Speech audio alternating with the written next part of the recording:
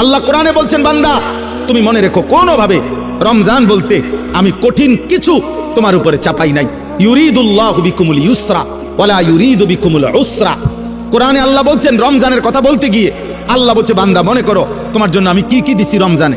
স্বাভাবিক সারা বছরের নেক আমল তো আছেই, বাকি নতুন করে কি দিলাম? এক নম্বরে ধরে নেন, নতুন করে আল্লাহ তাআলা রমজানে আমাদেরকে কি দিলেন?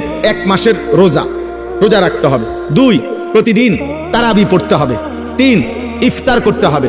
4, রাত্রিবেলা সাহারি খাইতে হবে। 5, শেষ দশকে এতেকাফ করতে হবে। 6, শেষ দশকের বেজর রাত্রিগুলোতে সবে কদর তালাশ করতে হবে। আর কি? আর পুরাটা মাস গুনাহ থেকে বাঁচতে হবে। আল্লাহ তাআলার নেক আমল 5 ওয়াক্ত নামাজ, জিকির, তেলাওয়াত, দোয়া, কান্নাকাটি এর মধ্যে লিপ্ত থাকতে হবে। এই তো কথা।